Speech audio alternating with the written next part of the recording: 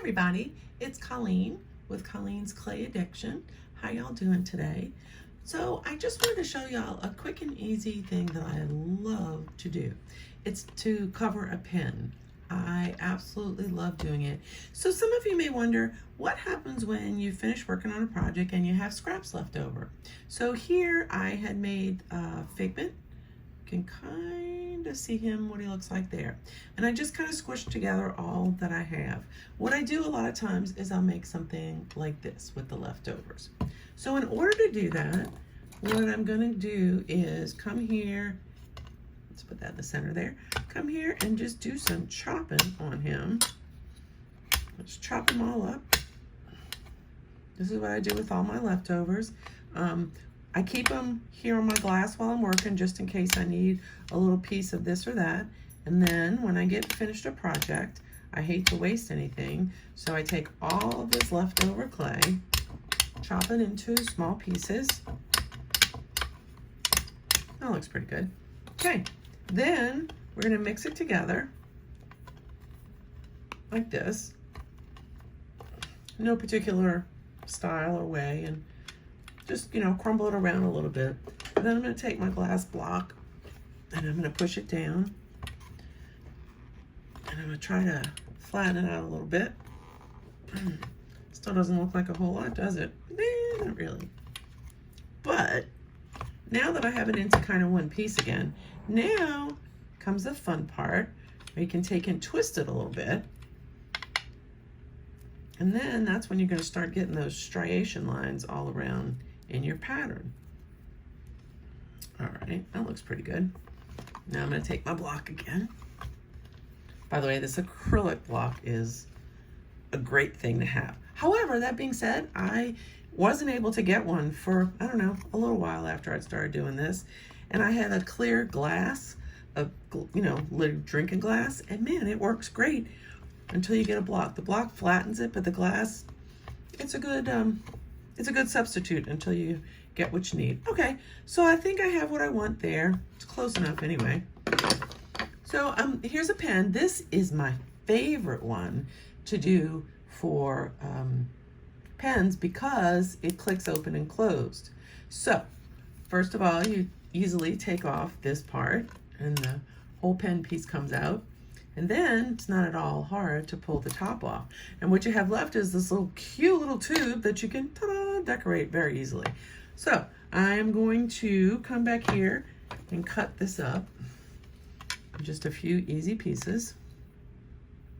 Here we go.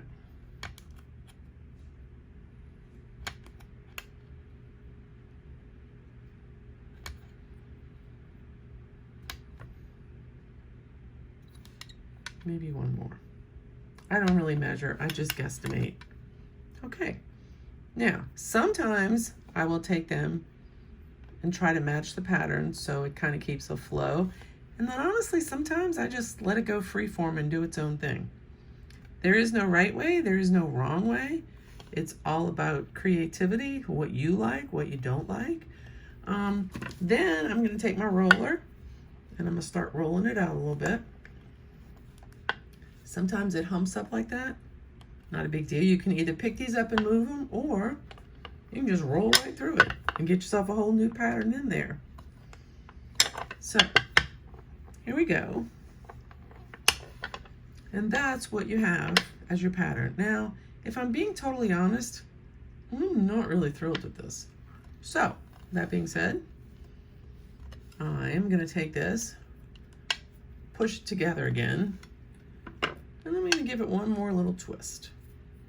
By the way, you have to be careful not to over twist because then the colors kind of just get muddy looking and you don't really get the prettiness that you get in something like this. But I'm gonna give this one more, whoa, and then push it.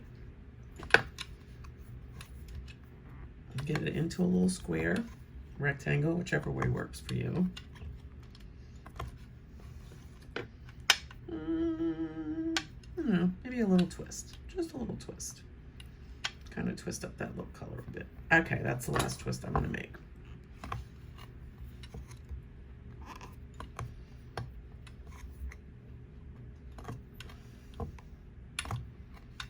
Oh yeah, I'm starting to like that better now because it's got some more turns and stuff in it. All right, here we go.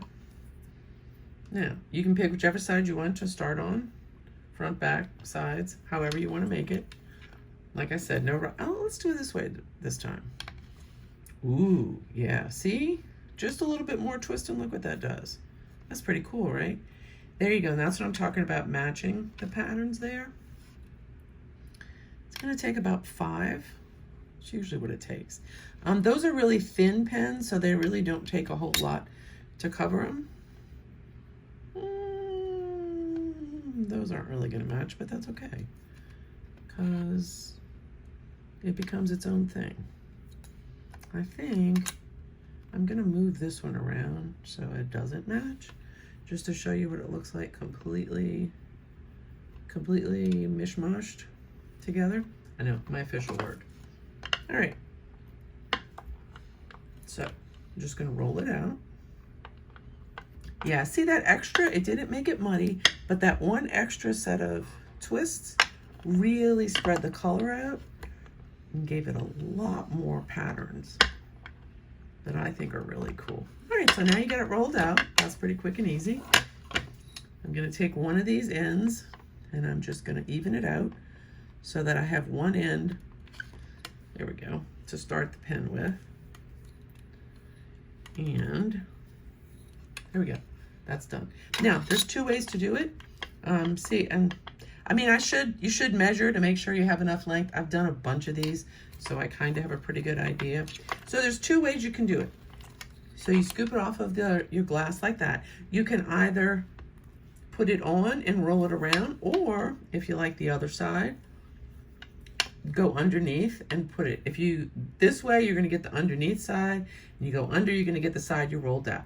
Sometimes it absolutely doesn't matter at all, and I feel like this is one of those cases. It looks almost pretty much identical on either side, although maybe this side is a little prettier. We'll go with this side. I think it's the same. Anyway, okay.